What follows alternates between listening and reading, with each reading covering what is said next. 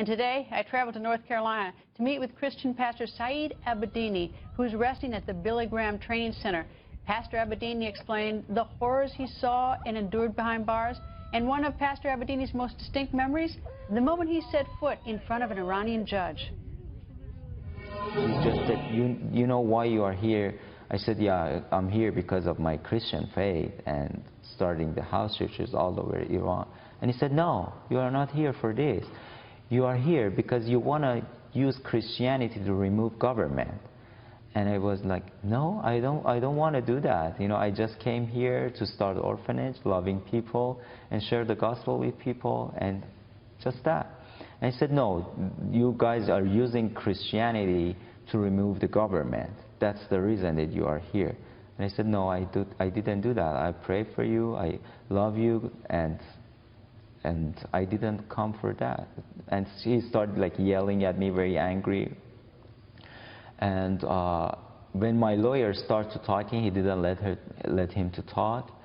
And so after 10 minutes, they said to the guards that you can take them back to prison. When they sent me to the other solidarity, which Amir Hekmati, the Marine, was over there, and they bound my eyes, they took me to his room, and I've been there, I think, for almost 60 days. In the same room with Amir Hekmati? Yeah. You guys talk about things? I mean, or communicate with each other? Or? Yeah, first when I removed my eye band, and I saw her, I was like, got very heartbroken to see what they did to our Marine. You know, I saw his eyes was completely black. He got so thin, very weak, and I start crying. You know, it's like, that's a real war, that's a real fight, you know. So it was very hard to me. So I went there, we shake hands, we, you know, hug each other, we try to encourage each other, and it was, I can see it was the best moment that I have since I got arrested, and to see him alive. And so we have been there for 2 months together. In the same room? In the same room, yeah. Anybody else in there? It's just sometimes they brought some other prisoners, stay with us, and then like after a week or 2 weeks, they just removed them again.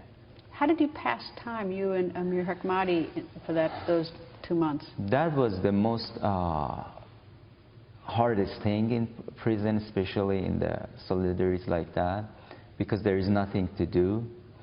So I made a plan that I can talk to him, encourage him, and mostly, personally, I was praying. You know, the best thing that I could do over there was like praying each day, hours and hours, sometimes more than 20 hours. I just prayed and prayed, and it was wonderful time with the Lord.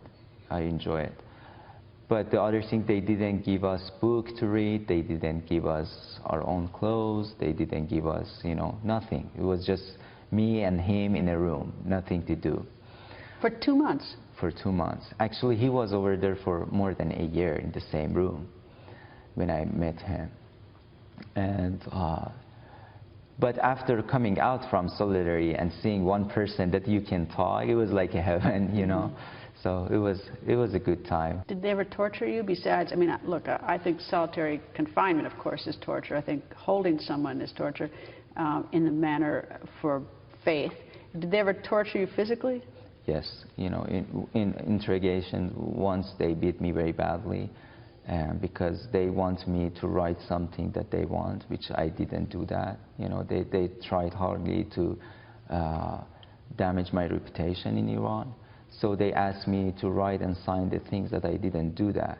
And so actually it was in a courtroom that the judge closed the door and the interrogators started beating me, which in that time I got a stomach bleeding. And they asked me the things that like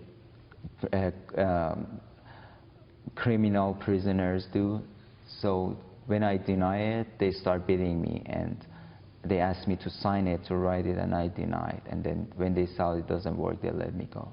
And beat you with their fist? Right. Was there other torture going on in the prison that you knew about, other forms? The other forms was when I was interrogated with my interrogator, he's told me that I'm going to do 3 things to you.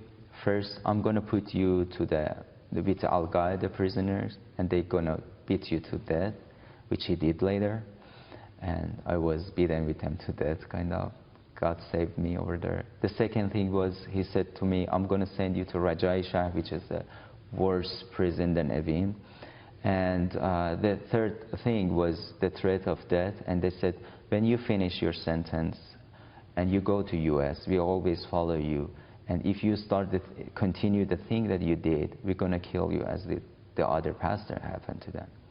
So they took me to Al-Qaeda, with the Al-Qaeda prisoners, and we had like a normal talk, and it was a very heavy iron chair over there. He grabbed it and hit it to my face, to my head, and so I got it. I got the chair when he hit my head and hit my legs. So the guards came, and they didn't let him to continue what he did. Did you see other people get beaten and tortured? A lot. Like what? How? In what manner?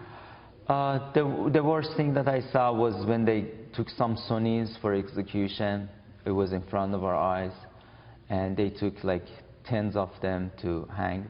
You know, every Wednesday in Rehایی, still they hang the people and they take them for execution.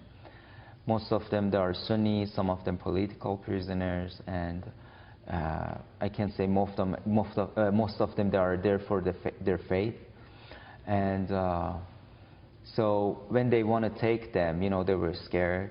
And so like the soldier, they take their hands, their feet, you know, grab them. And, you know, like when they take a lamb for a slaughtering. So, and they were yelling, some of them they were crying, and some of them they wet themselves. So it was very, very graphic things, you know, when they took people for execution. And there's much more from our conversation with Pastor Abedini, and you're going to hear much more of this chilling interview in the days and weeks ahead. You're also going to hear from his sister and Reverend Franklin Graham, who has been helping the Christian pastors re-entry to the United States.